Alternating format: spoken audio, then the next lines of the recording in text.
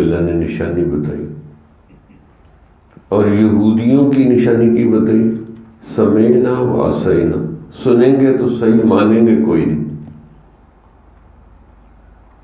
یعنی سنے اور بندے کا ارادہ ہو کہ بات ماننی نہیں ہے تو یہ بھی بے طلبی ہے۔ اور منافقوں کی یہ نشانی ہوتی ہے، ما سمینا ما اطعنا، سنیں گے بھی نہیں، مانیں گے بھی نہیں، یعنی سنی انسنی کر دیں گے اور مانیں گے بھی نہیں۔ یہ بھی منافقوں کی نشانی۔ اب ذرا ہم دیکھیں کہ ہم کس حال میں، اور جس کو سننے کا شوق بھی نہیں ہے نا، وہ بھی منافقوں میں شامل ہو۔ اگر عقیدے کے لحاظ سے منافق نہیں تو عمل کے لحاظ سے منافق ہو جائے۔ تو سننا یہ طلب کی نشانی، پھر توجہ کے ساتھ دیکھنا یہ بھی طلب کی نشانی۔ جیسے صحابہ کے بارے میں آتا کہ ان کے سروں پہ چڑیاں بیٹھ جاتی تھی کہ یہ کوئی ستون ہے، انسان نہیں، یعنی اتنی توجہ اور طلب سے نبی صلی اللہ علیہ وسلم کی بات کو سنتے۔ اور یہاں مختلف مجالس میں جائیں، جمعے میں لوگ کوئی ادھر باتیں کر رہا ہے، کوئی ادھر باتیں کر رہا ہے، کئی موبائل کے میسج دیکھ رہے ہیں، موبائل سن رہے ہیں، یعنی ان کو ترغیب دینی پڑتی۔ اگر کچھ کہہ دیں کہا جی یہ دیکھو ہمیں تو انہوں نے ڈانٹ دیا۔ تو بھائی توجہ سے طلب کے ساتھ دیکھنا یہ بھی طلب کے علم۔ ہمارے حضرت نے سفر نامے میں لکھا ہے کہ جب میں بخارا شریف گیا تو بخارا کے لوگ اتنی محبت اور طلب سے مجھے دیکھتے تھے کہ مجھے بھی رشک آتا تھا، یعنی دیکھنے میں بھی طلب ہوتی، آنکھوں سے پتہ چلتا ہے۔ تو آنکھوں سے بھی طلب کا اظہار ہوتا ہے، کانوں سے بھی طلب کا اظہار ہوتا ہے، پتہ چل جاتا ہے، اور دل سے بھی طلب کا اظہار ہوتا ہے کہ دل میں اتنی محبت ہو، شوق ہو کہ حسرت ہو کہ یہ مجلس لمبی ہو جائے۔ تو اکثر لوگوں کی تو یہی ہوتی ہے کہ مختصر ہو جائے۔ کئی لوگ مشورے بھی مجھے دیتے رہے کہ حضرت نئے بعض لوگ آتے ہیں تو وہ تھوڑا آپ لوگ لمبا کر دیتے ہیں۔ میں نے کہا بھائی میں نے پرانوں کے لیے کرتا ہوں، مجھے پتہ ہے نئے جو ہے نا ان کے لیے بھی کوئی مجلس رکھیں گے 10-15 منٹ، آدھے گھنٹے کی، انشاءاللہ وہ بھی کوئی رکھیں گے، لیکن میں نے تو پرانوں کو بنانا ہے کہ جو جان، مال، وقت، ہر چیز قربان کر سکے۔ تو بچا بچا کے نہ رکھ اسے، تیرا آئینہ ہے وہ آئینہ، اگر شکستہ ہو تو عزیز تر ہے نگاہ آئینہ ساز میں۔ یہ سکی محبت نہیں، اللہ کو گیلی محبت چاہیے۔ اسی لیے قربانی اور طلب بہت ضروری ہے۔ قربانی سے قبولیت ہوتی ہے، جو قربانی نہیں کرتا نا تو اس کی قبولیت نہیں ہو سکتی، جان کی، مال کی، وقت کی، حتیٰ کہ یہ نیت ہو کہ یا اللہ سب کچھ تیرا ہوا دیا ہوا ہے، میں سب کچھ تیرے نام پہ قربان کر دوں۔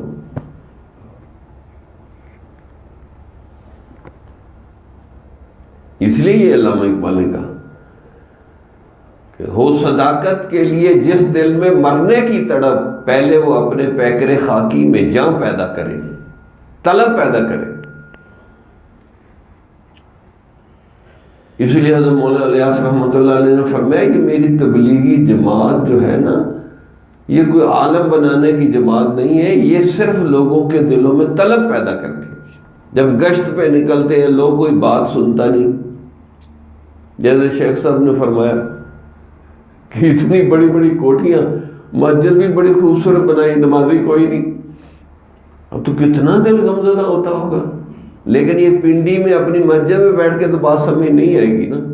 جب رولیں گے اللہ کے لیے، رول جائیں گے، دروازوں پہ کنڈی کھٹکھٹائیں گے، آگے سے کہیں گے بات سننے کے لیے تیار نہیں۔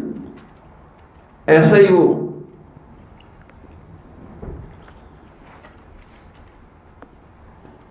تبلیغ والے گئے کسی دروازے پہ، دروازہ کھٹکھٹایا، بچہ نکلا، وہ بھاگا گیا واپس، ابو وہ داڑھی والے مولوی آئے، کہو ان کو جا کے کہہ دو کہ ابو گھر نہیں۔ اب وہ سادہ تھا، اس کو جھوٹ نہیں بولنا تھا، کہا میرے ابو کہہ رہے ہیں میں گھر میں نہیں ہوں۔ اب بچے کو کیا پتا کہ جھوٹ کیسے بولتے ہیں، فراڈ کیسے کرتے ہیں۔ اس نے صاف بات بتا دی کہ میرے ابو اندر ہیں، وہ کہہ رہے ہیں میں گھر میں نہیں ہوں۔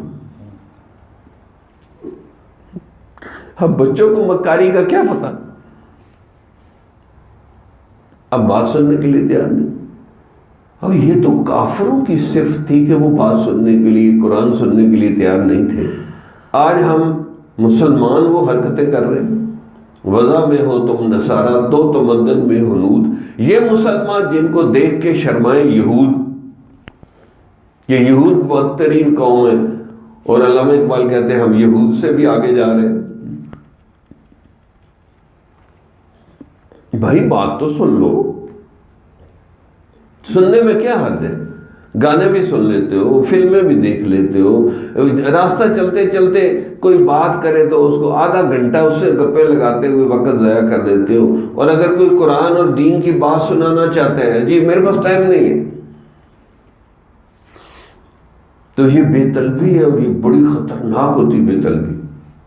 یعنی بے طلب بندہ اگر نبی کے پاس بیٹھا رہے، وہاں سے صحابی بن کر نہیں اٹھے گا، منافق بن کے اٹھے گا۔ ایک دفعہ ہمارے حضرت سے کسی نے کہا حضرت وہ فلانا بندہ آپ کے پاس آتا جاتا ہے، اس میں کوئی تبدیلی نہیں آئی۔ تو حضرت نے عجیب بات فرمائی، فرمایا بے طلب بندہ اگر نبی کے پاس بیٹھ جائے تو وہاں سے منافق بن کے اٹھتا ہے، تو 15ویں صدی میں ہمارے پاس اگر بے طلب بیٹھے گا تو اس کو ہم سے کیا ملے گا، ہم سے اسے کیا ملے گا؟ بھئی یہ تو طلب تو بہت ضروری ہے۔ اسی لیے حدیث شریف میں فرمایا من طلب فقد وجد، جو طلب کرے گا وہ پائے گا، جو طلب نہیں کرتا تو پھر زبردستی تو اللہ کسی کو ہدایت نہیں دیتے۔ انلزمکموہا وانتم لہا کارہون، کہ ہم تمہیں زبردستی ہدایت دے دیں گے حالانکہ ہدایت سے تم بیدار ہو۔ اور یاد رکھیں طلب اظہار چاہتی ہے، طلب میں اظہار بھی ہوتا ہے۔ مثلا جوتے سیدھے کر رہے ہیں، یہ طلب کا اظہار ہو رہا ہے، کوئی چیز اٹھا کے دے رہے ہیں، یہ طلب کا اظہار ہو رہا ہے۔ اور ہم تو اپنے شیخ کے سمجھوتے ہیں تو ہم تو جب ساتھ ساتھ پھرتے ہیں ہر وقت ان کی طرف دیکھتے رہتے ہیں، یہ ہم کہتے ہیں یہ طلب کا اظہار ہے۔ یعنی ہمیں نہیں یاد کہ ہم اپنے شیخ کی صحبت میں بیٹھے ہوں اور ہم ادھر ادھر دیکھ لیں، یہ ہو ہی نہیں سکتا۔ ہم سمجھیں یہ بے ادبی ہے، یہ بے ادبی ہے کہ شیخ کے سامنے بیٹھ کے ادھر دیکھ رہے ادھر دیکھ رہے، تو ہم اس کو بے ادبی سمجھتے ہیں۔ کسی سے گفتگو کرنا بے ادبی سمجھتے ہیں، ہمیں نہیں پتا کہ ہم کسی سے گفتگو کرتے تھے۔ اور یہاں تو پتہ نہیں کیا ہے، کیا کھا کے آتے ہیں، ذرا سی تھوڑی دیر بعد انگلی ہلانے لگ جاتے ہیں کہ جی چھٹی دے۔ یعنی میرا ابھی بھی اسٹیمنا ہے کہ اگر میں پیشاب روکنا چاہوں تو 2 گھنٹے روک سکتا ہوں، یہ حضرت کی صحبت اور مجلس کی برکت سے۔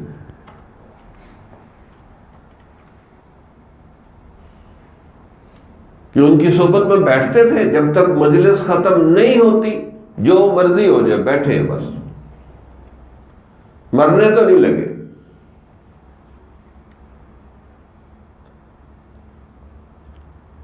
تو اتنا وہ اللہ نے اسٹیمنا بنا دیا، تو وہ صحبت کی برکت سے اتنا اسٹیمنا۔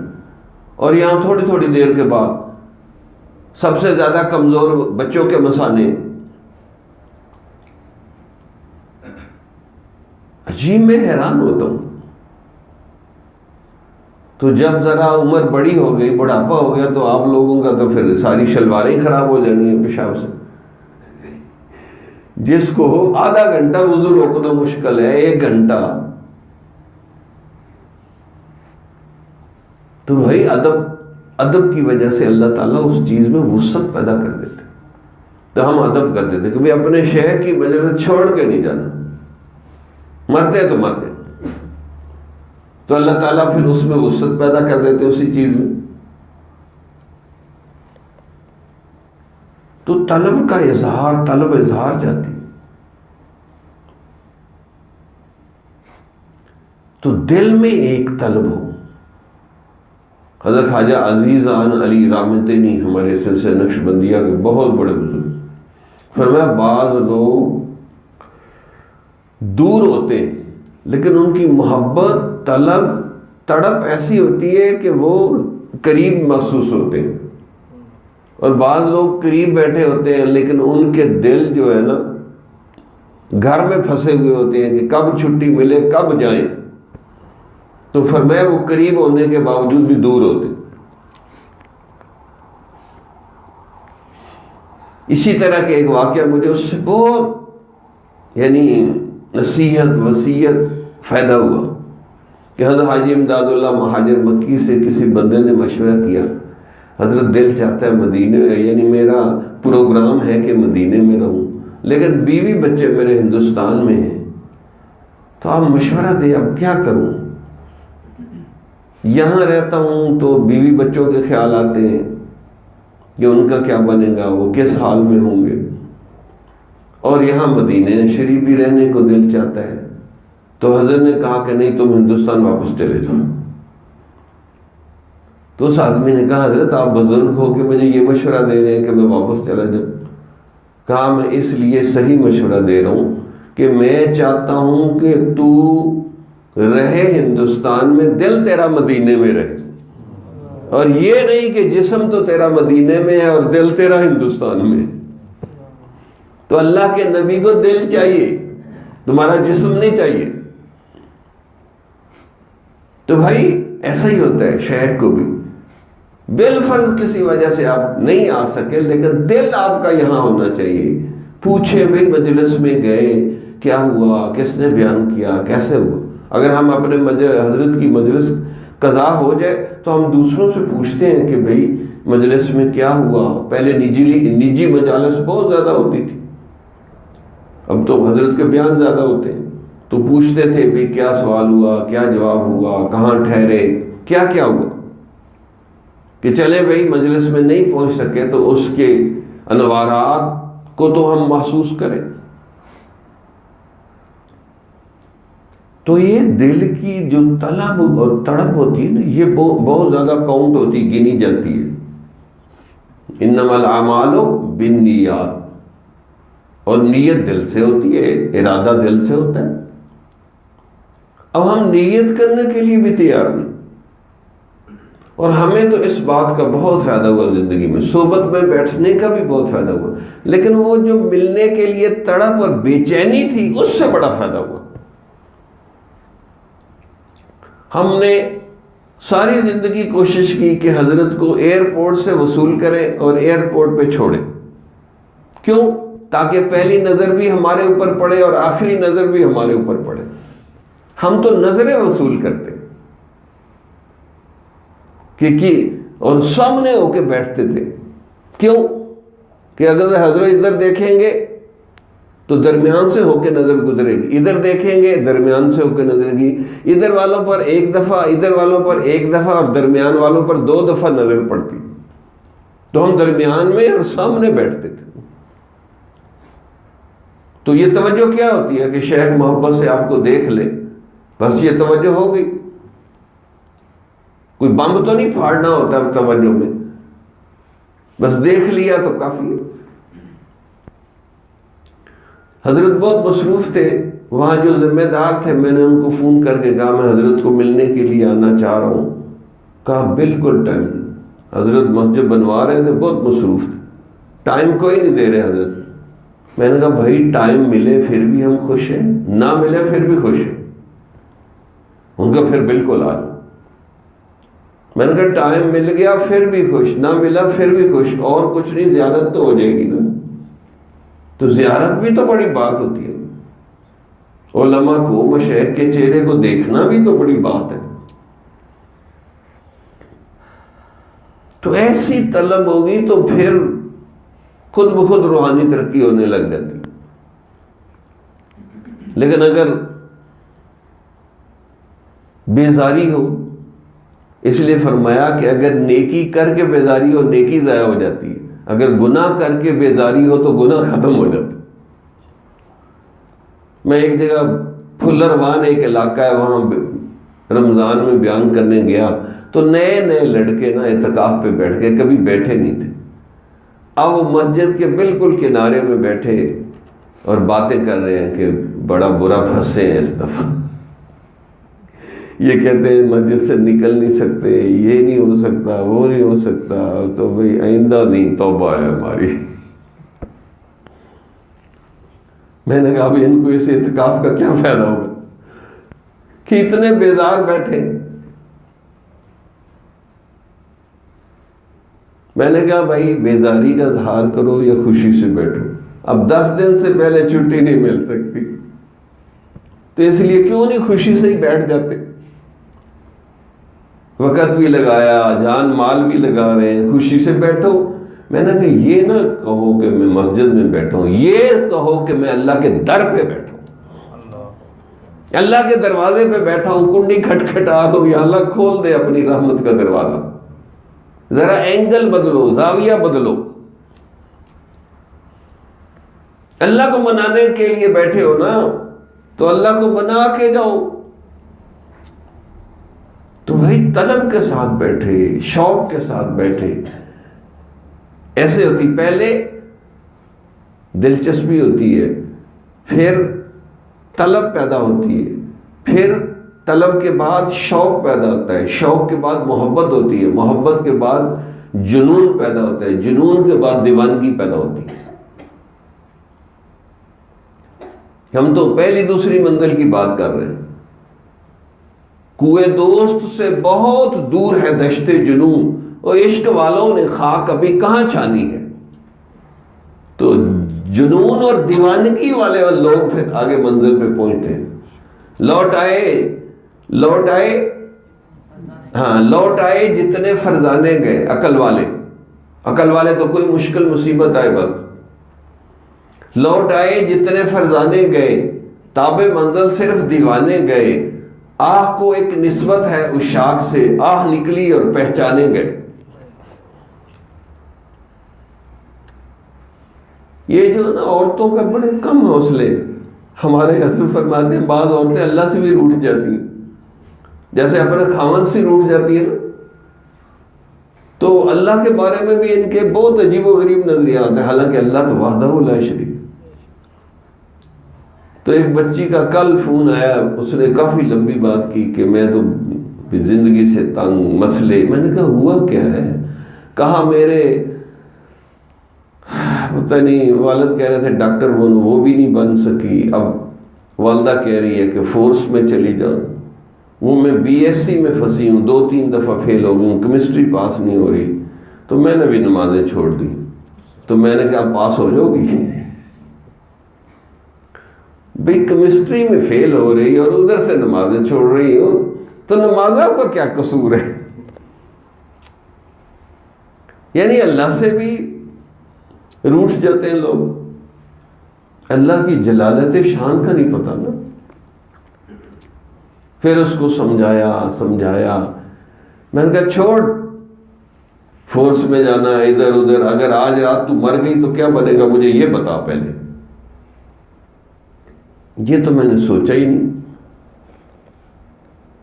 میں نے کہا تم اللہ والی بنو، عالمہ بن جاؤ، اللہ کو راضی کر لو. میں نے کہا ابا نے اماں نے تمہیں قبر میں کوئی نہیں بخشوانا، نہ وہاں آئیں گے، ہر کسی نے اپنا ہی حساب دینا ہے. والدہ یا والد آ کے حساب دیں گے؟ ہر بندے کو اپنی پڑی ہوگی. یوم یفر المرء من اخیہ وامہ وابیہ وصاحبتہ وبنیہ. اللہ نے صاف صاف کہہ دیا فَإِذَا جَاءَتِ الصَّاخَّةُ، جب وہ کان پھوڑنے والی قیامت آئے گی، یوم یفر المرء من اخیہ، آدمی اپنے بھائی سے بھاگے گا، وامہ وابیہ، ماں سے، باپ سے، وصاحبتہ وبنیہ، بیوی سے اور بچوں سے بھی بھاگے گا. ایسا نفسا نفسی کا عالم ہو جائے گا. بڑی مشکل سے اس کو سمجھا کے میں نے اس کو لائن پہ لایا. یعنی عجیب حال ہے. بے انگریزی کی تعلیم میں فیل ہو رہی ہے اور اللہ سے جی نمازیں چھوڑ دی.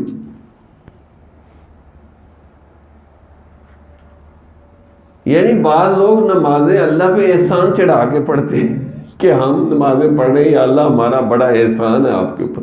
لا حول ولا قوت الا باللہ. جیسے حضرت مولانا طارق جمیل کے ایک کلپ سنا, وہ ایک گانے والی نور جہاں تھی, کسی نے کہا حضرت وہ تو 27ویں کو مر گئی, 27ویں کو مر گئی, ساری زندگی گناہ کرتی رہی, 27ویں کو مر گئی. حضرت بھی بڑے جلال میں بیٹھے تھے, کہا جاؤ اللہ پہ مقدمہ کر دو کیوں 27ویں کو مری, کہ اللہ پہ مقدمہ کر دو جا کے. اور خدا کے بندو, اللہ کی مرضی. ایسے کتنے کافر 27ویں کو مر رہے ہیں, اسی طرح کتنے گناہ گار بھی مر جاتے ہیں. بھئی اللہ کے راز ہے. اچھا کیا پتا 27ویں کو لیلۃ القدر ہی نہ ہو. بھئی کیا پاکستان میں لیلۃ القدر آتی اور کسی ملک میں نہیں آتی؟ کیونکہ لیلۃ القدر تو بدلتی, 21 کو, 23 کو, 25 کو, 27 کو, 29 کو آتی, تو بدلتی رہتی ہے یہ تو. کیونکہ کوئی ملک ہم سے ایک دن آگے ہے, کوئی ایک دن پیچھے ہے.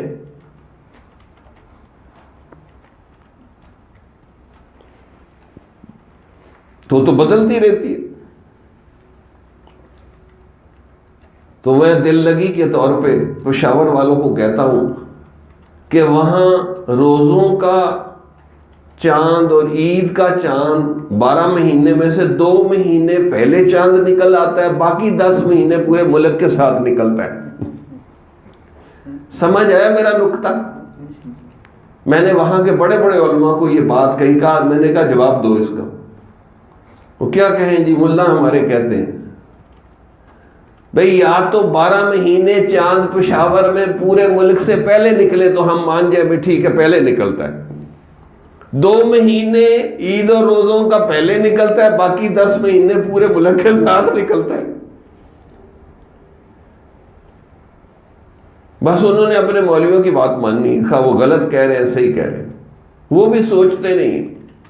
اور جی گواہی آ گئی, وہ کسی کے دل میں ہوتی ہے خارش کی چلے عید پہلے کرتے ہیں تو وہ گواہی دے دیتا ہے.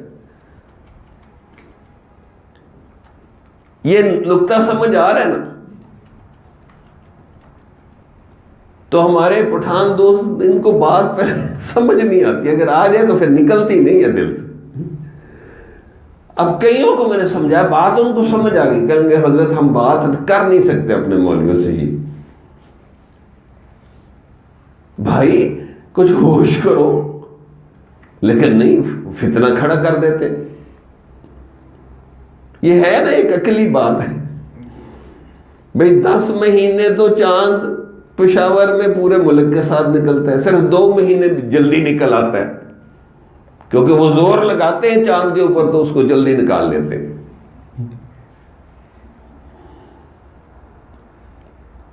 یا تو 12 مہینے ہی پہلے نکالے نا تو پھر ہم مان جائیں بھائی ٹھیک ہے, پشاور دنیا کا ایسا خطہ ہے کہ چاند وہاں سے بہت محبت کرتا ہے, قریب ہے, جلدی نکل آتا ہے وہاں. اب اس بات پہ اتنا فتنہ و فساد, کئیوں کا روزہ چھڑوا دیا, روزہ توڑوا دیا. یہ تو میں نے ویسے ہی ضمنی بات کر دی کیونکہ کئی لوگ بہت بحث کرتے ہیں, کیونکہ ہم بھی پشاور جاتے ہیں. تو بھئی عقل سے تھوڑا سا کام لینا چاہیے, یہ عقل کا دور ہے, یہاں سوچتے سمجھتے ہیں لوگ. تو عقلی محبت بھی ہوتی ہے, عقلی طلب بھی ہوتی ہے کہ بندہ عقل سے سوچ لے کہ مجھے اپنے شیخ سے جو ہے ان کی باتوں سے میرے علم میں اضافہ ہوا, عمل میں اضافہ ہوا, ان سے میری زندگی کا رخ تبدیل ہو گیا. تو عقل کے حساب سے بھی بندہ محبت کرتا ہے کہ سوچ سے کہ اتنے مجھے فائدے ہوئے, تو عقل سے بھی محبت ہوتی. اور ویسے ہمارے سلسلہ نقشبندیہ میں یہ ایک بات خاص بتاؤں کہ جب آپ کو روحانی ترقی شروع ہوگی نا تو سب سے پہلے آپ کو شیخ سے شدید محبت ہو جائے گی. کیوں؟ حضرت ابو بکر رضی اللہ تعالیٰ کی نسبت اس کے اندر ہے نا، ان کو سب سے زیادہ حضور سے محبت تھی، وہی چیز آگے یعنی چلی ہے۔ عورت ہو، کوئی مرد سالک ہو، سب کو شیخ سے محبت ہو جائے گی، حتیٰ کہ ہر وقت آپ کو شیخ یاد رہے گا۔ آپ جھٹکیں گے کہ کیوں حضرت کا خیال آ رہا ہے، لیکن ان کی توجہ آ رہی ہے، ہر وقت خیال رہے گا۔ پھر اس کے بعد یہی خیال آہستہ آہستہ نبی صلی اللہ علیہ وسلم کے خیال میں بدل جائے گا کہ حضور صلی اللہ علیہ وسلم کی محبت بہت بڑھ جائے گی۔ پھر اس کے بعد جو ہے نا اللہ تعالیٰ کے ساتھ محبت نصیب ہوگی۔ ہمارے حضرت اس کی وجہ بتاتے ہیں کہ دیکھو اللہ تو اللہ ہے نا، اس کی حقیقت ہمیں کیا پتا، لیکن نبی تو ہماری جنس میں سے ہے، وہ بھی انسان ہے، ہم بھی انسان ہیں۔ شیخ بھی ہماری جنس میں سے، وہ بھی انسان ہے، ہم بھی انسان ہیں۔ اب شیخ کی محبت تعلق اس لیے زیادہ بڑھے گا کہ وہ تو سامنے موجود ہے، اس سے بول بھی سکتے ہیں، بات چیت بھی کر سکتے ہیں، مشورہ بھی کر سکتے ہیں، دیکھ بھی سکتے ہیں، اس سے کوئی دل کا دکھڑا بھی رو سکتے ہیں، تو اس سے آپ کو جلدی ایک میچ اپ ہو جائے گا اس کے ساتھ۔ پھر جب آپ کو کچھ فنائیت شیخ ہو جائے گی، پھر وہ کیونکہ شیخ فنا پھر رسول بھی ہوگا، فنا فی اللہ بھی ہوگا، تو ایٹومیٹک آپ کے اندر نہ فنائیت رسول اور فنا فی اللہ بھی ہونا شروع ہو رہے ہیں۔ لیکن پہلی منزل مشکل ہوتی، فنا فی شیخ شیطان نہیں ہونے دیتا، کوئی نہ کوئی خامی غلط فہمی ڈالتا رہتا ہے، یوں سمجھیں کہ انجن میں کچرا ڈال دیتا ہے وہ۔ 100% فنائیت شیخ نہیں ہونے دیتا۔ بھائی شیخ بھی انسان ہے، کمی کوتاہی ہو ہی جاتی ہے نا، نبی معصوم ہے، ہم تو سمجھتے ہیں کہ صحابہ سے بھی غلطی ہو سکتی ہے، وہ معصوم تو نہیں، معصوم تو نبی ہوتے ہیں، ان کو اللہ نے معصوم بنایا۔ تو اگر شیخ سے اس فتنہ و فساد میں کوئی کمی کوتاہی ہو جائے تو وہ معاف کر دینی چاہیے، آخر اپنی بھی تو آپ دن رات غلطیاں معاف کر رہے ہیں نا، کتنے بلنڈر مار رہے ہیں، اور سارے جتنے بلنڈر مارے آپ کو پتہ ہے، شیخ کی تو کوئی خامی آپ کو پتہ چلتی ہے، بہت سی خامیوں کا تو آپ کو پتہ ہی نہیں۔ تو وہ شیطان پہلے کوئی غلط فہمی ڈالے گا، غلط فہمی، پھر بدگمانی سے بدزبانی، اور پھر ختم ہو جائے گا بندہ۔ تو اسی لیے حضرت تھانوی فرماتے ہیں کہ روحانیت میں گناہ اتنے خطرناک نہیں ہوتے جتنی بدگمانی خطرناک ہوتی۔ بدگمانی کا مطلب یہ کہ آپ کو اعتماد ہی نہیں شیخ پر، اگر ماں باپ پہ اعتماد نہ ہو تو لڑائی جھگڑا، خاوند بیوی میں اعتماد نہ ہو تو گھر نہیں چل سکتا، استاد پہ اعتماد نہ ہو تو بندہ علم حاصل نہیں کر سکتا، شیخ پہ اعتماد نہ ہو تو آپ کو روحانی ترقی نہیں ہو سکتی، اور نعوذ باللہ نبی پہ اعتماد نہ ہو تو بیڑا غرق۔ اور کئیوں کو اللہ پہ ہی اعتماد نہیں جو سب کچھ دے رہا ہے۔ تو بھائی اعتماد سے ہی بندہ چلتا ہے، اعتماد سے گھر چلتے ہیں، اعتماد سے علم چلتا ہے، اعتماد سے ہی جو ہے نا نسبت کا کام چلتا ہے۔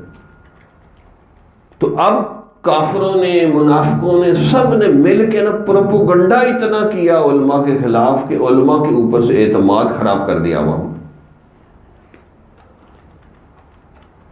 حالانکہ ابھی بھی سروے کر لیں، اس گئے گزرے دور میں بھی علماء پھر بھی اچھے ہیں۔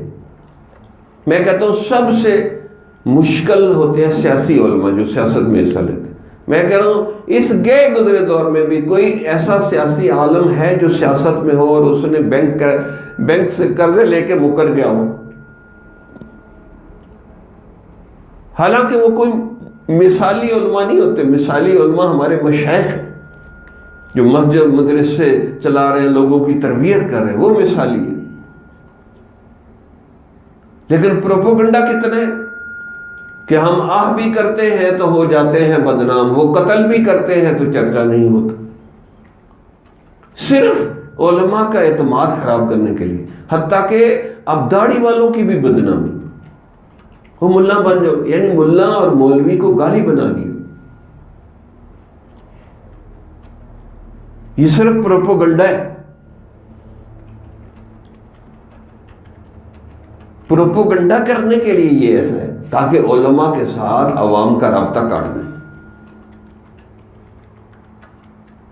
حالانکہ علماء کی اب 10-12 ہزار 15 ہزار تنخواہ پہ تو چوکیدار کام نہیں کرتا, کلرک کام نہیں کرتا, اور علماء کو یہ تنخواہیں مل رہی ہیں.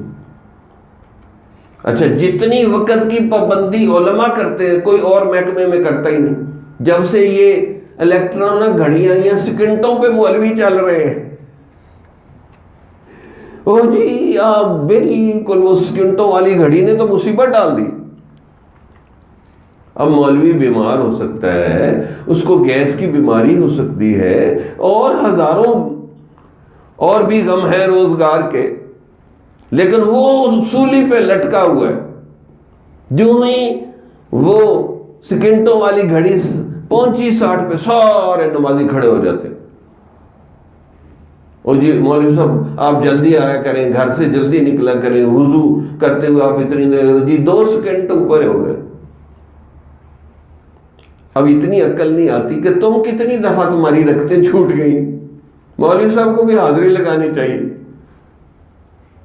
تاکہ پتہ چلے کہ کس کی تکبیر اولیٰ چھوٹ رہی ہے اور کس کی رکعتیں چھوٹ رہی ہیں. تو پھر وہ بھی پوچھے, بھئی آپ 2 سیکنڈ لیٹ ہو رہے ہیں تو پوچھتے ہیں, تو ہم بھی آپ کو پوچھتے ہیں, آخر آپ بھی تو اتنے عرصے سے نماز پڑھ رہے ہیں, آپ کیوں لیٹ ہوئے؟ مولوی فرشتے کہ اس سے کمی کوتاہی نہیں ہو سکتی.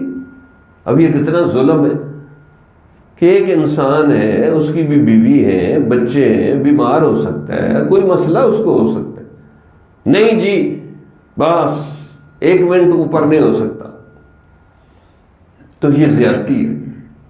اب اس عالم سے کیا فائدہ ہوگا مقتدیوں کو جو اپنے امام کے اوپر ہی تنقید کرتا رہے.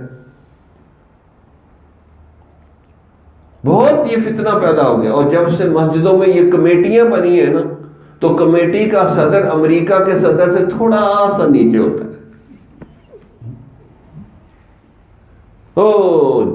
جس کی بیوی بھی اس کی بات نہیں گھر میں سنتی, وہ بھی مولوی پہ چڑھائی کرتا.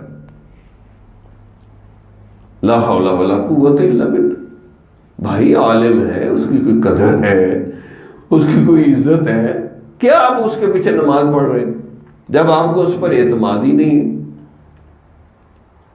تو بالکل سولی پہ لٹکا دیا.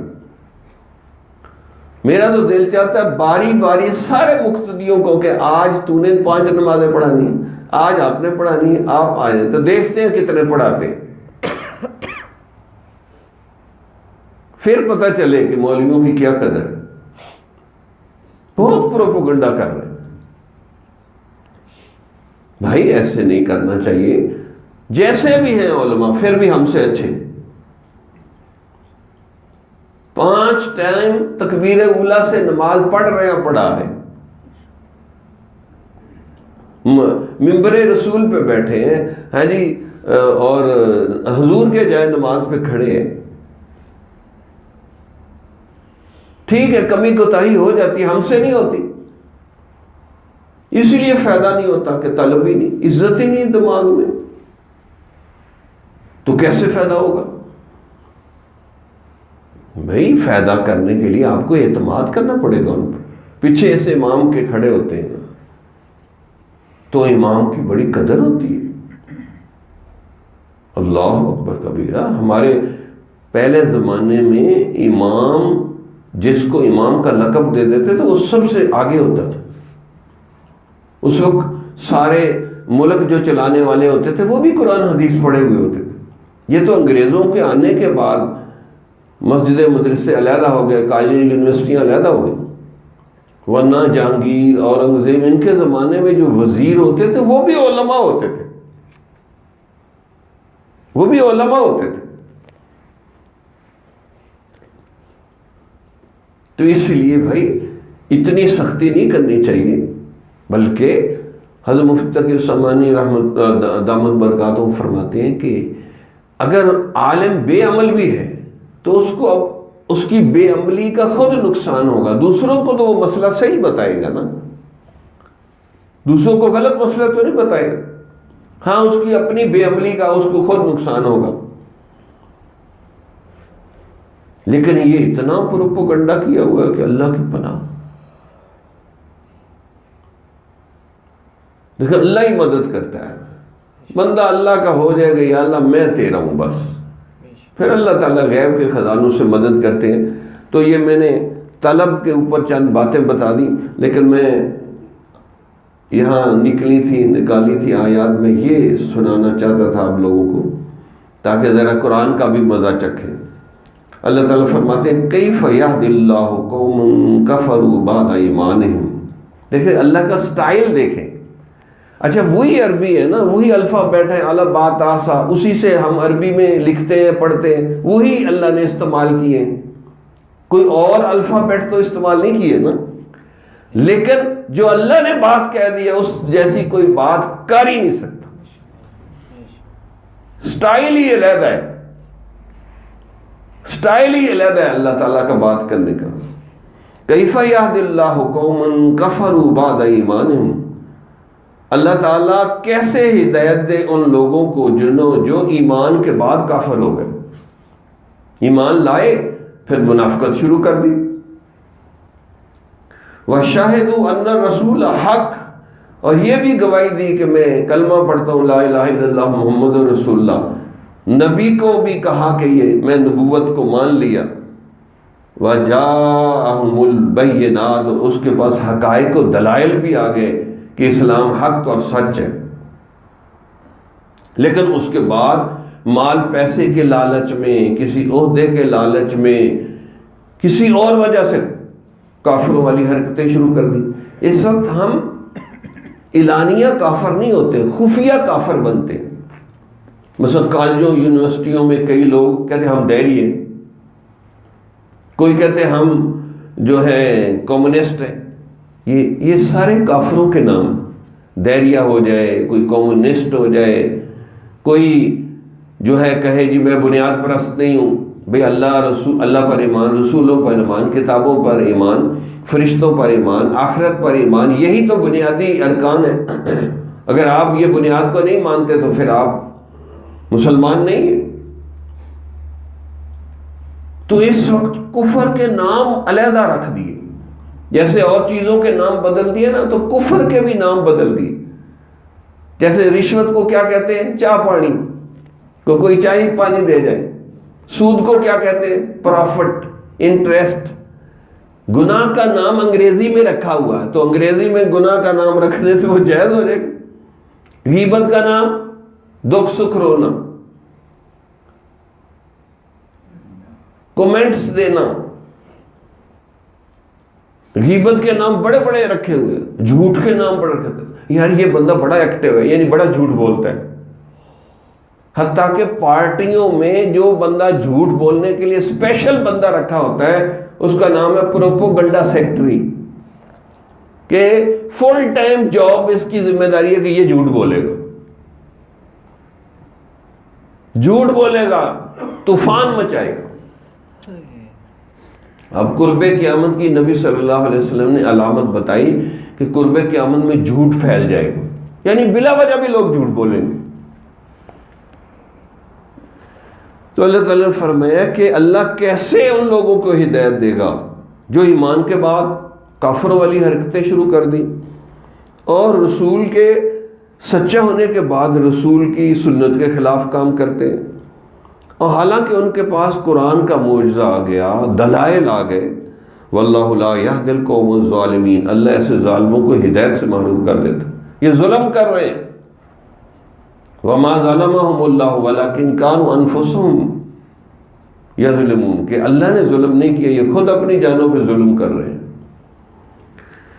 اللہ اکبر. اولئک جزاؤہم ان علیہم، دیکھیں پھر جب اللہ ناراض ہوتا ہے نا تو فرمایا ان کی سزا یہ ہے کہ ان علیہم لعنت اللہ والملائکۃ والناس اجمعین، کہ ان کے اوپر اللہ کی لعنت، فرشتوں اور تمام انسانوں کی لعنت برسے،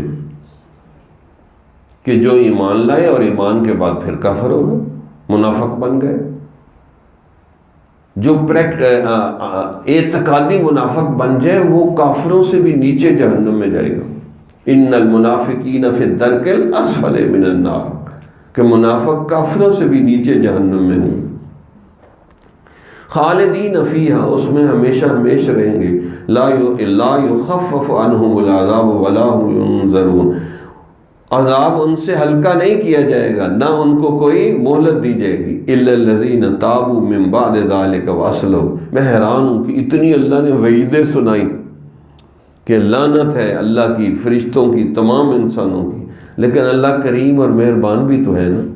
اب اتنی بڑی وعیدیں سنا کے آخر پہ اللہ نے کہا الا الذین تابوا من بعد ذلک، مگر اس کے بعد جو کوئی توبہ طائب ہو جائے، وَأَصْلَحُوا، اور اپنی اصلاح کر لے، فَإِنَّ اللَّهَ غَفُورٌ رَحِيمٌ، بس بے شک اللہ بخشنے والا مہربان قربان ہے۔ پہلے لعنت بھی بھیجی، تمام فرشتوں انسانوں کی لعنت، لیکن جو توبہ کر لے، صلح کر لے، اللہ کہتا ہے ہم صلح کے لیے تیار ہیں۔ اب اتنا کریم رب ہو اور پھر بھی بندہ جہنم میں جائے تو بڑے افسوس کی بات ہے۔ اس لیے ہمارے حضرت فرماتے ہیں کوئی بندہ مندر سے نکل کے جہنم میں چلا جائے اس پر افسوس نہیں ہے، کوئی بندہ مسجد اور مدرسے سے نکل کے جہنم میں جائے تو اس پر بہت افسوس ہے۔ اللہ اکبر کبیر۔ کوئی کافر جہنم میں جائے تو جائے، اور مسلمان وہ جہنم میں جائے۔ اور یہ یاد رکھے کہ اگر کوئی مسلمان کافروں سے دوستی کرتا ہے نا، اس پہ بھی اللہ بہت ناراض ہوتا ہے۔ کتنی آیات، لا يتخذ المؤمنون الکافرین اولیاء من دون المؤمنین، بالکل یہ زیب نہیں دیتا مومنوں کو کہ وہ مومنوں کے علاوہ کافروں کو دوست بنائے۔ اللہ کی غیرت کا مسئلہ ہے۔ کسی زمانے میں کالج میں پڑھاتا تھا، تو وہ لڑکے نا فائلوں پہ عورتوں کی تصویریں لگا کے اور پھر دل کے ساتھ لگاتے اس کو، تو میں نے کہا یہ کس عورت کا ہے؟ کہ جی انڈیا کی فلاں اداکارہ ہے۔ اب لڑکوں کو کوئی بات کہیں ان کو کہاں سمجھ آتی ہے، دیوانی مستانی کہاں سمجھتی۔ میں نے کہا یہ کون ہے؟ کہ انڈیا کی اداکارہ ہے۔ میں نے کہا کافر ہے مسلمان ہے؟ کہنے لگا کافر ہی ہوگی۔ کیوں لگائی؟ یہ کہا میں اس سے محبت کرتا ہوں۔ میں نے کہا یہ کافر اللہ کی دوست ہے دشمن ہے؟ کہیں گے پتہ نہیں۔ میں نے کہا دشمن ہے، جو کافر ہوتے ہیں وہ اللہ کے دشمن، اللہ ان کا دشمن۔ میں نے کہا اللہ کے دشمنوں سے دوستی کرو گے اور اس کو دل کے ساتھ لگاؤ گے، بتاؤ تم اللہ کے دوست بنو گے دشمن بنو گے؟ کہنے لگا دشمن بنوں گا۔ تو میں نے کہا اس کو ہٹاؤ، تمہیں پتہ ہی نہیں کہ آپ کے ساتھ کیا ہو رہا ہے۔ بھی جو اللہ کے دشمنوں سے دوستی کرے گا وہ بھی اللہ کا دشمن ہے۔ آپ میرے مخالف، کوئی بندہ میرا مخالف ہے، آپ اس سے جا کے دوستی کریں تو میں آپ کو دوست سمجھوں گا؟ تو اللہ کو یہ پسند نہیں ہے کہ میرے دشمنوں سے کوئی دلی دوستی کرے۔ ہاں کوئی کاروبار کر رہا ہے، سلام دعا اوپر سے، وہ تو کچھ حد تک جائز کر دیتے ہیں۔ تقویٰ یہی ہے کہ یہ بھی نہ کرے بندہ، لیکن اگر مجبوری میں کہیں پھنس گیا ہے تو حال و ہائے کر دے۔ کافروں کو السلام علیکم نہیں کہہ سکتے، بس کیا حال ہے کر لے۔ سلام تو مسلمانوں کے ہی ہو سکتا ہے۔ تو اللہ اس سے بہت ناراض ہوتے ہیں کہ میرے دشمنوں سے، کافروں سے کوئی دوستی کرے، کہ وہ میرے سے دشمنی کر رہے ہیں اور تم مجھ سے دوستی کر رہے ہو۔ ہاں یہ نیت ہو کہ میں اس کو دین کی دعوت دوں گا، اس کو متاثر کروں گا، اس کو کلمہ پڑھاؤں گا، تو پھر نکل آتی ہے شک کہ چلیں جی اس کو کلمہ پڑھاؤ۔ ویسے کہیں جی میں رواداری ہوں اور رواداری میں سب سے دوستیاں ہو رہی ہیں، تو یہ غلط بات ہے۔ بالکل اللہ برداشت نہیں کرتے کہ کافروں سے دوستی کرو۔ اس پر حضرت امام ربانی مجدد الثانی نے مکتوبات میں بہت کلام کیا ہے کہ بالکل کافروں سے دوستی نہیں ہو سکتی، دشمنی ہوگی۔ ہاں وہ کلمہ پڑھ لیں تو ہم ان کے جوتے اٹھا کے سر پہ رکھ لیں گے۔ اگر وہ ہمارے رب سے صلح کر لیں تو ہماری بھی صلح ہے ان کے ساتھ۔ ہمارے حضرت روس کے دورے میں گئے، وہاں ایک ٹیکسی پہ سفر کر رہے تھے، تو دو وہاں کے مقامی علماء بھی تھے۔ اب وہ ٹیکسی ڈرائیور کے ساتھ ان کی بحث ہو گئی اور لڑنے مرنے کے لیے تیار ہو گئے۔ حضرت نے کہا کیا کر رہے ہو میرے ہوتے ہوئے؟ کہا جی یہ اللہ کو بہت برا بھلا کہہ رہے ہیں، گالیاں دے رہے ہیں۔ حضرت نے کہا چپ کرو تم لوگ۔ اب اس کو کوئی سوال کرے تو ترجمہ کر مجھے سنا تو میں جواب دوں گا. سوال جواب ہوتے رہے، حضرت توجہ قلبی ڈالتے رہے، تو حتیٰ کہ وہ بندہ چپ کر گیا. تو انہوں نے کہا ہاں جی، کہا اس بندے نے ایسی باتیں کی ہیں، اب میرا زبان چلتی نہیں ہے، اب میں چپ ہو گیا. تو ان میں سے ایک نے کہا کہ کلمہ پڑھ لو، مسلمان ہو جا. کہا میں اپنے علاقے میں سب سے بڑا دشمن ہوں اسلام کا، اب میں اتنی جلدی مسلمان نہیں ہو سکتا. تو حضرت نے اس کو کہا کہ آپ اعلان نہ کرو وہاں جا کے، آپ چپ کر کے کلمہ پڑھ لو، پھر جب کبھی موقع ہو تو اعلان کر دینا.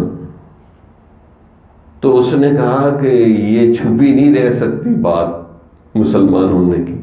تو حضرت نے اس کو کہا کہ اس کو کہو پھر یہ موقع بھی بار بار نہیں ملتے، تیری ٹیکسی میں کون بیٹھے گا دوبارہ. تو اس نے کہا اچھا پڑھا کلمہ پڑھا دی. حضرت فرمانے لگے کہ وہی جو اس سے لڑنے مرنے کے لیے تیار تھے، جو ہی ٹیکسی سے اترے وہ اس طرح ملے اپنے سے کہ کوئی جگری یار جیسے ملتا ہے. فرمایا کلمہ نے اس کو چند منٹوں میں ایک دوسرے کا دوست بنا دیا. تو وہی ایمان لے آئے، کلمہ پڑھ لے تو ہم تو صلح کرنے کے لیے تیار ہیں، لیکن پہلے ہمارے اللہ سے صلح کریں، پھر ہم صلح کرنے کے لیے تیار ہیں. ہماری دوستی دشمنی کس کی وجہ سے؟ اللہ کی وجہ سے. اور یہ ایک نقطہ ہے، حدیث ہے، ہم نے پوری زندگی کوشش کی اس اصول پر. آپ کو بھی یہ اصول بنانا چاہیے. اللہ کے نبی نے فرمایا اگر چاہتے ہو کہ آپ کا ایمان کامل مکمل زبردست قسم کا ایمان ہو جائے تو فرمایا من حب للہ و ابغض للہ و آطا للہ و منع للہ فقد استکمل الایمان. جو اللہ کے لیے محبت کرے، اللہ کے لیے دشمنی کرے، اللہ ہی کے لیے دے اور اللہ ہی کے لیے روک لے، پس بے شک اس نے اپنا ایمان مکمل کر لے. یعنی اللہ کی وجہ سے دوستی دشمنی ہونی چاہیے تو بندے کا ایمان کامل مکمل ہو جاتا. تو اس میں اللہ تعالیٰ نے یہ فرمایا کہ اگر توبہ کر لے کافر تو ان کو ہم بخش دیں گے. ان الذین کفروا بعد ایمانہم، بے شک جو لوگ ایمان کے بعد پھر کافر ہو گئے، ثم ازدادوا کفرا، پھر کفر میں بڑھتے چلے گئے، پھر کفر میں بڑھتے چلے گئے، لن تقبل توبتہم، اللہ ان کی توبہ بھی قبول نہیں کرے گا، توبہ کی توفیق ہی نہیں ملے گی ان کو. وَأُولَٰئِكَ هُمُ الضَّالُّونَ، یہی گمراہ لوگ ہیں کہ جو منافقت میں کفر میں بڑھتے بڑھتے بڑھتے دل سیاہ ہو گئے. اور یہ آیت آخری ہے اس پارے کی، اور میں اکثر اس کا حوالہ دیتا ہوں. ان الذین کفروا وماتوا، بے شک جنہوں نے کفر کیا، اللہ کا انکار کیا اور وہ کفر کی حالت میں مر گئے، وہم کفار، اور وہ کافر تھے، فَلَن يُقْبَلَ مِنْ أَحَدِهِمْ مِلْءُ الْأَرْضِ ذَهَبًا، اگر وہ قیامت والے دن زمین بھر کے سونے کی بھی دینا چاہے تو اللہ نہیں لے گا، نہیں جہنم سے نکالے گا. پوری زمین سونے کی دے دے ہوگی نہیں. مثال دی وَلَا وِفْتَدَا بِهِ، سارا سونا دے دیں فدیے میں کہ مجھے چھوڑ دے یا اللہ جہنم سے، نہیں. اولئک لہم عذاب علیم، ان کے لیے دردناک عذاب ہوگا. وما لہم من ناصرین، اور ان کا کوئی مددگار نہیں ہوگا. آگے لن تنالوا البر حتی تنفقوا مما تحبون، یعنی اس کے ساتھ ربط یہ ہوگا کہ کافر منافق کیسے بنتے ہیں؟ مال پیسے کی محبت سے. حدیث میں آتا جس طرح فصل کو پانی دیا جائے تو فصل بڑھتی ہے، اسی طرح مال پیسے کی محبت دل میں منافقت پیدا کرتی ہے.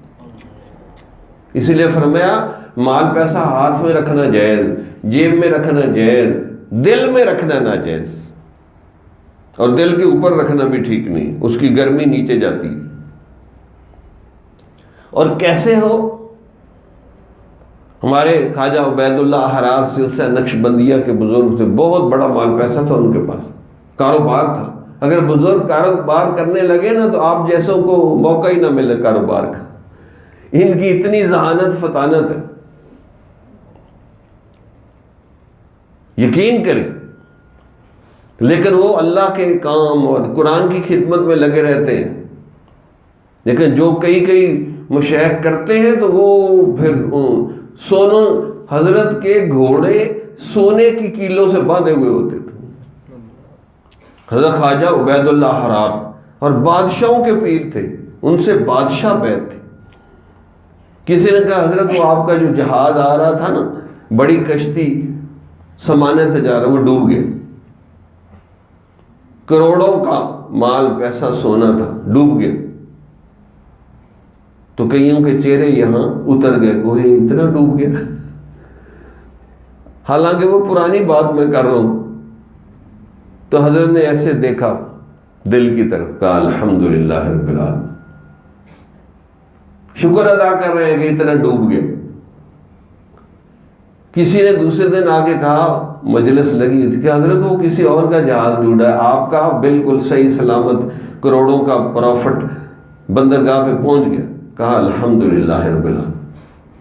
تو جو قریبی آدمی تھا اس نے پوچھا حضرت نقصان پہ بھی شکر ادا کیا، اور جب بچ گیا تو پھر بھی آپ نے شکر ادا کیا؟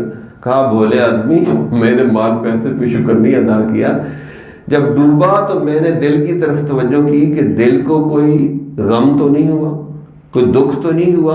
تو دل اللہ اللہ کر رہا تھا، میں نے دل کی سلامتی پہ شکر ادا کیا کہ مال پیسہ دل کے اندر نہیں. اور جب پتہ چلا کہ جی وہ پرافٹ کنارے پہنچ گیا تو میں نے دل کو دیکھا، اس کو کوئی خوشی نہیں ہوئی، اور دل اللہ اللہ کر رہا ہے. تو میں نے دل کی سلامتی پہ پہلی دفعہ اور دوسری دفعہ دل کی سلامتی پہ الحمدللہ رب العالمین کا. اب ایسی یہ چیک پوائنٹ ہے کہ کوئی مال پیسہ گم ہو جائے، نقصان ہو جائے، دل مطمئن رہے. اور اگر دل غمزدہ ہوتا تو اس کا مطلب پھر آپ کو مال پیسے سے محبت ہے. اور یہاں تو میں نے دیکھا 2000 کا موبائل گم ہو گیا، ایسے پاگل ہو رہا ہے کہ جیسے کوئی دنیا کی قیمتی چیز گم ہو گئی. میں نے کہا اچھا ہوا دفع ہو گیا، جان چھوٹی تیری موبائل سے. تو میرا ایک موبائل ہے، وہ ایک آدھ دفعہ گم ہوگا پھر مل جاتا ہے دوبارہ، کہ گم ہی ہو جائے تو جان چھوٹے. لیکن آج کل تو عورتوں کو اتنی اپنے بیٹے سے محبت نہیں ہے جتنی ٹچ موبائل سے محبت ہے. یقین کریں، بیٹا ادھر ادھر گلی میں پھر رہا ہے، کوئی پرواہ نہیں. موبائل کوئی گلی میں پھینکتا ہے؟ بیٹے گلی میں پھر رہے، کوئی پرواہ نہیں ماں کو کہ وہ کس کے ساتھ پھر رہے ہیں، کس سے دوستی ہو رہی. ایمان کا بیڑا گرک کر دیا. اچھا کئی دفعہ ہم لوگوں کے دل پہ انگلی لگاتے ہیں، بھئی یہاں دل ہے تو یہاں اللہ اللہ کرنی، سیدھی موبائل پہ انگلی لگتی جا کے. اب انگریزوں نے جتنی مشینیں بنائی ہیں ان کی میموری بنائی ہے، دل نہیں بنایا، وہ دل کے قائل ہی نہیں. میں نے کہا بھائی اس کو نکالو، یہ اتنا گھڑے جتنا بڑا اپنے دل کے اوپر رکھا ہوا ہے تو دل کا تو مر جائے گا یہ گھنٹیاں سن سن کے. اس لیے بھی آج کل طلب نہیں، اللہ کی محبت نہیں ہے کہ جتنا کچرا ہے سارا دل پر رکھا ہوا. اور درزیوں نے سازش کی ہے کہ دل پہ جیب لگے، بھائی دائیں طرف لگا دو، ادھر لگا دو، یہ بھی تو جگہ خالی ہے نا. نہیں، عین دل کے اوپر جیب لگی. یہ بالکل نہیں دل کے اوپر جیب لگانی چاہیے، ورنہ دل پتھر ہو جائے گا، یاد رکھیں. حالانکہ اگر دیکھا جائے نا تو یہ سائڈ مضبوط ہے، دائیں طرف والی. دل ادھر ہونا چاہیے تھا، لیکن دل اللہ تعالیٰ نے اپنی حکمت کے تحت ادھر لگایا. وجہ اس لیے کہ اس ہاتھ سے لکھتے ہیں، بالٹی پانی کی اٹھاتے ہیں، گاڑی چلاتے ہیں تو دائیں ہاتھ سے زیادہ کام کرتے ہیں، اس کو زیادہ حرکت دینی پڑتی ہے. تو جس کی وجہ سے ہر بندہ ہی ہارٹ اٹیک ہو کے مرتا، کیونکہ دل برداشت نہیں کر سکتا جھٹکے. تو اللہ نے دل کو ادھر کی بجائے ادھر لگایا تاکہ دل کی حفاظت رہے. لیکن ہم کہتے ہیں اگر گھٹنوں میں بھی دل لگاتے، ہم نے وہاں بھی اس کے اوپر موبائل بھی رکھنا تھا، پیسے بھی رکھنے تھے. بھائی اس کی جان چھوڑ دو، یہ اللہ کے لیے ہے، اس کو اللہ اللہ کرنے دو. لیکن دیکھ لو آپ اپنی سب جیبیں اکثر لوگوں کی دل پہ اوپر. بھائی درزی کو کہو بھی میرے دل پہ جیب نہ لگاؤ، دائیں طرف لگاؤ. اب ہمارے مشائخ نیچے کی چیز نیچے رکھتے ہیں. اب یہ کیسے نکلے گی دنیا کی محبت؟ تو حضرت امام ربانی مجدد الافسانی فرماتے ہیں دنیا کی محبت نکالنے کا آخری طریقہ یہ ہے، ایک اعلیٰ طریقہ، ایک ادنا طریقہ۔ ادنا طریقہ یہ ہے کہ بندہ زکوٰۃ پوری ادا کرے۔ جب سے آپ بالغ ہوئے، آپ کے پاس مال پیسہ آیا تو اس ساری کی گن کے آپ کو زکوٰۃ نکالنی پڑے گی، اس سے مال پیسے کی محبت دل سے نکل جائے گی۔ اور اعلیٰ طریقہ کیا ہے؟ یسألونک ماذا ینفقون، لوگ آپ سے پوچھتے ہیں کہ کیا چیز خرچ کریں، اللہ فرماتا ہے قل العفو، جو ضرورت سے زیادہ وہ خرچ کر دو۔ اب اعلیٰ درجہ یہ، اور یہ صدیق اکبر کو ملتا ہے یا اولیاء اللہ کو ملتا ہے کہ جو ضرورت سے زیادہ خرچ کر دو۔ عام آدمی زکوٰۃ ہی دے دے تو بڑی بات ہے، صدقہ خیرات دے دے تو بڑی بات ہے، لیکن یاد رکھیں اگر ذمہ زکوٰۃ ہے تو پہلے زکوٰۃ دینی چاہیے، یہ بہت ضروری ہے زکوٰۃ دینا۔ تو بہرحال یہ جو چوتھا پارہ شروع ہو رہا ہے، لن تنالوا البر حتى تنفقوا مما تحبون، ہرگز تم نیکی کے کمال درجے کو نہیں پہنچ سکتے جب تک کہ اپنی سب سے پیاری اور پسندیدہ چیز اللہ کے راستے میں خرچ نہیں کرتے۔ اس کا مطلب کہ اللہ سے زیادہ بھی تمہیں کسی اور چیز سے پیار ہے، پیاری سے پیاری چیز جو ہے اس کو اللہ کے راستے میں خرچ کرے، پھر اللہ کی محبت آئے گی۔ اللہ کی محبت اتنی سستی نہیں ہے کہ نکمی گری پڑی چیز اللہ کے نام پہ خرچ کرے۔ اور فرمایا وَمَا تُنفِقُوا مِن شَيْءٍ فَإِنَّ اللَّهَ بِهِ عَلِيمٌ، جو کچھ بھی تم خرچ کرو گے بس بے شک اللہ جانتا ہے تم کیا خرچ کر رہے ہو، کس نیت سے خرچ کر رہے ہو، تھوڑی ہے، بہت ہے، چھپا کے دے کے اعلانیہ دے رہے، تو اللہ کو وہ پتہ ہے کہ کون کیا چیز خرچ کر رہا۔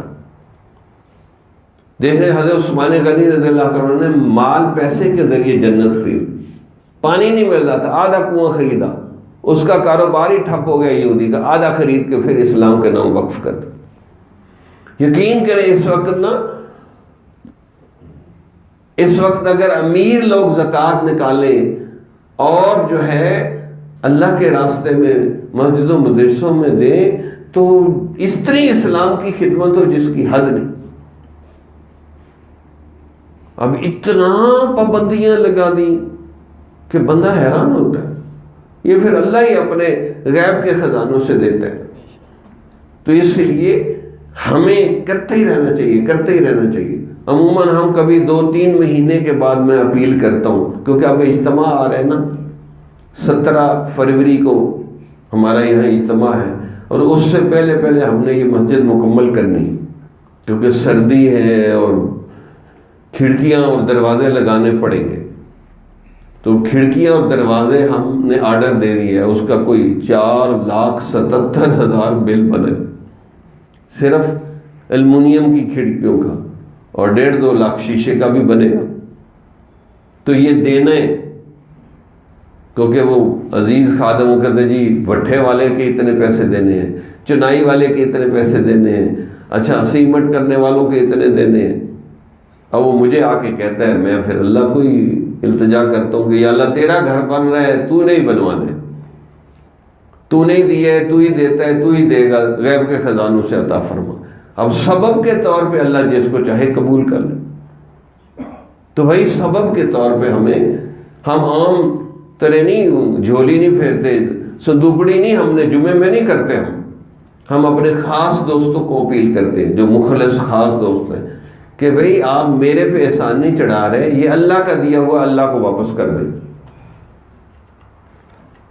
یہ مسجد کے لیے دے رہے ہیں، اللہ کو دے رہے ہیں۔ تو اس لیے ابھی ہمیں یہ خرچے کرنے اجتماع کے اور کھڑکیاں دروازے لگانے، ورنہ سردی میں بیٹھنا ہی مشکل ہو جائے گا یہاں۔ تو اس کے لیے آپ جتنے کر سکتے کریں اور ابھی کر دیں، جو کر سکتے ہیں، جو نہیں ابھی کر سکتے وہ لکھوا دیں، تاکہ یہ ہم جلدی کے کھڑکیاں دروازے لگائیں اور ہمارا اجتماع صحیح کامیاب ہو سکے۔ جتنی مجھے فکر ہے تو اتنی آپ لوگوں کو بھی فکر ہونی چاہیے۔ ادھر شاہ صاحب کو دیتے جائیں۔ امیروں کا لکھ، غریبوں کا ککھ، غریبوں کا 1000 روپیہ امیروں کے 1 لاکھ کے برابر ہو جاتا ہے۔ کیونکہ ہم نے اب یہ پیسے دینے ہیں، انہیں 7-8 دنوں کے اندر اندر دینے ہیں، تاکہ ہماری کھڑکیاں دروازے لگیں، اس کی فکر لگی ہوئی ہے۔ تو آپ لوگوں کو ہم کئی مہینوں کے بعد کہتے ہیں کہ بھئی مسجد کے لیے کچھ کرو، تاکہ یہ حصہ ہو اور ہم جو ہے آسانی سے اس اجتماع کو کامیاب کر سکیں اور آپ لوگوں کو بھی ثواب ہو۔ یہ خفیہ نیکی ہوتی ہے، خفیہ نیکی ہوتی ہے کہ آپ کا لگ جائے گا مسجد میں، یہاں قیامت تک لوگ قرآن پڑھیں گے، نمازیں پڑھیں گے، نیکی کے کام بیانات ہوں گے، سب کو آپ کو حصہ ملے گا بیچ میں سے۔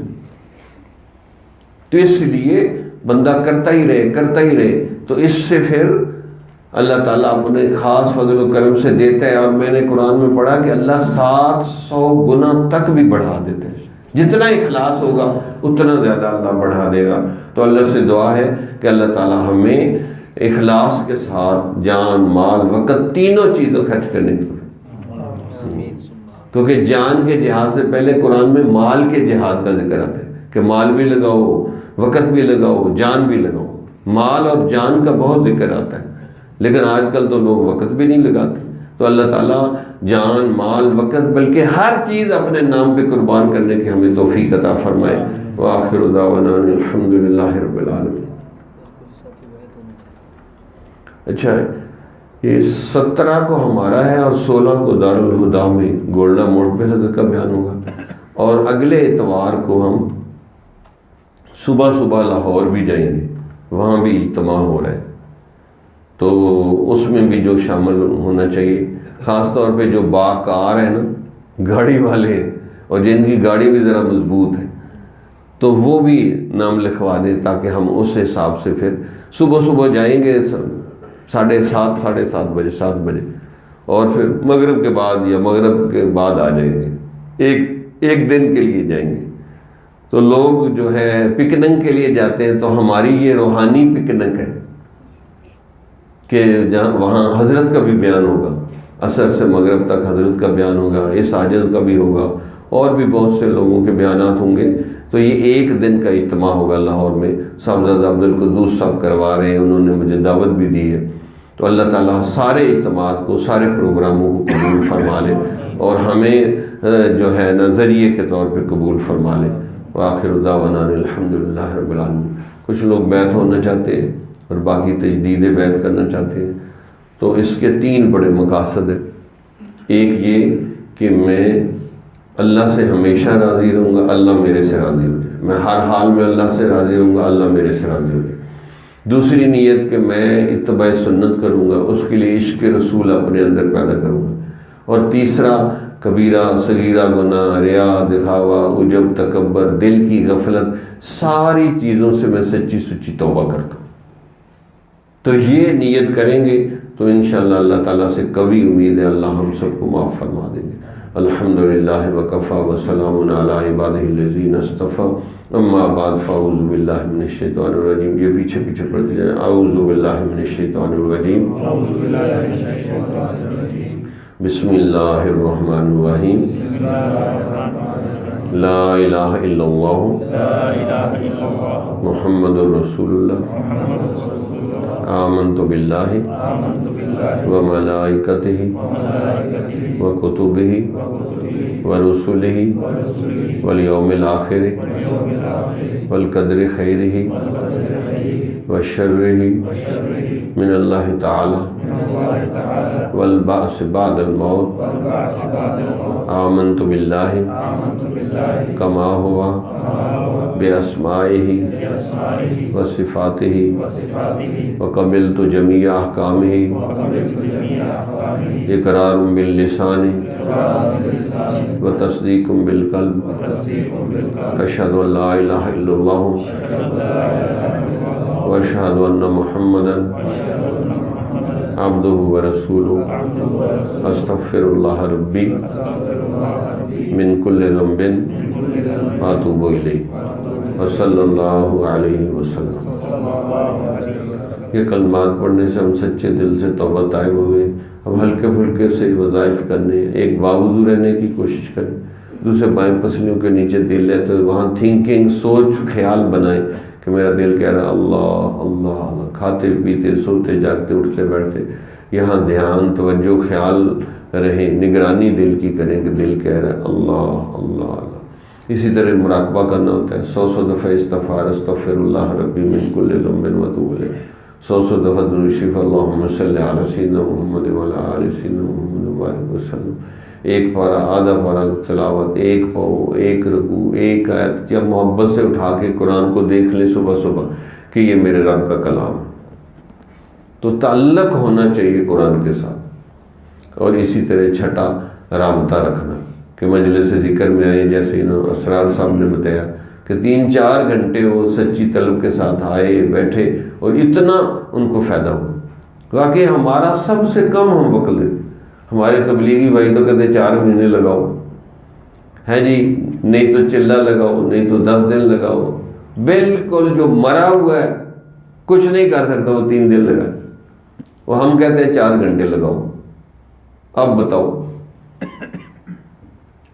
اتنے بڑے مجاہدے کے آگے 4 گھنٹے کیا چیز ہے؟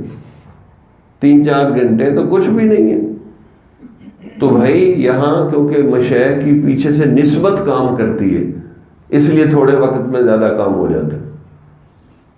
حضرت تھانوی فرماتے ہیں اگر شیخ کامل نہ ہوں تو سلسلے میں اگر کوئی ایک شیخ بھی کامل ہے تو اس کی نسبت اثر کرتی آگے۔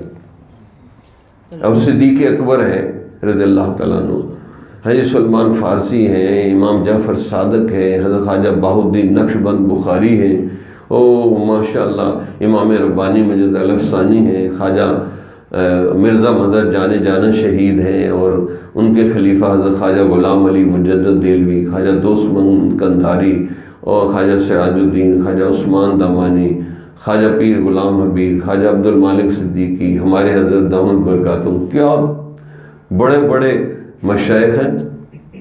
تو ان کی اتنی قوی نسبت ہے جو پھر آگے اثر کرتی، تو اس سے بندے کی کیفیت بدل جاتی۔ یہ عجیب و غریب چیز ہے، یہ جب بندہ سفر کرتا ہے، سفر میں شیخ کی نسبت کا پتہ چلتا اگر اس کے ساتھ سفر کرے، گھر بیٹھے کوئی نہیں پتہ چلتا، یہاں بھی کم پتہ چلے گا، کبھی سفر کریں آپ ساتھ، پھر دیکھیں، پھر جو ہے نسبت اپنا وہ شان دکھاتی ہے کہ پیچھے مشائخ کی نسبت کتنی قوی نسبت ہے۔ تو ورنہ سفر کے بغیر اتنا زیادہ پتہ نہیں چلتا، یا بیان میں بھی تھوڑا سا پتہ چل جاتا ہے، لیکن سفر میں بہت زیادہ اثرات ہوتے ہیں۔ تو اللہ تعالی ہمیں اس نسبت کی برکت سے اپنے مشائخ کے ساتھ حشر فرما دے، کلمے پہ موت نصیب فرما دے، اور جو جان مال وقت ہم لگا رہے اللہ تعالی اس نسبت کی برکت سے قبول فرما لے۔ عمل کے اپنے اساس کیا ہے، بجز ندامت کے پاس کیا ہے، رہے سلامت تمہاری نسبت، ہمارا تو بس آسرا یہی ہے۔ تو اللہ تعالی اس نسبت کی برکت سے ہمیں ہر قسم کی نیکیوں کی توفیق دے اور ہر قسم کی خامیوں سے جان چھڑا دے۔ وآخر دعوانا الحمدللہ رب العالمین۔ تھوڑی دیر مراقبہ کر لیں۔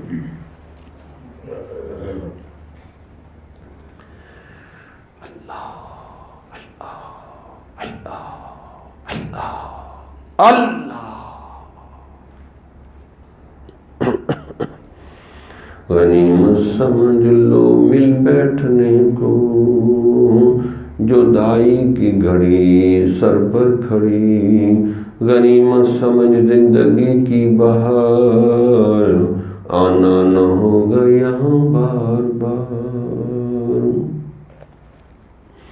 شکست دل سے جو آہ نکلے تو فرش کیا عرش کانپ اٹھے گا، شکست دل سے جو آہ نکلے تو فرش کیا عرش کانپ اٹھے گا، در قفس جو وان ہوگا تو ایک دن ٹوٹ کر رہے گا، کسی کے روکے سے حق کا پیغام کب رکا ہے جو اب رکے گا، چراغ ایمان تو آندھیوں میں جلا کیا ہے جلا کرے گا۔ اللہ اللہ اللہ اللہ اللہ۔ غم حیات کے سائے محیط نہ کرنا، یا رب کسی غریب کو دل کا غریب نہ کرنا، ہم امتحان کے قابل نہیں میرے مولا، ہمیں کسی گناہ کا موقع نصیب نہ کرنا۔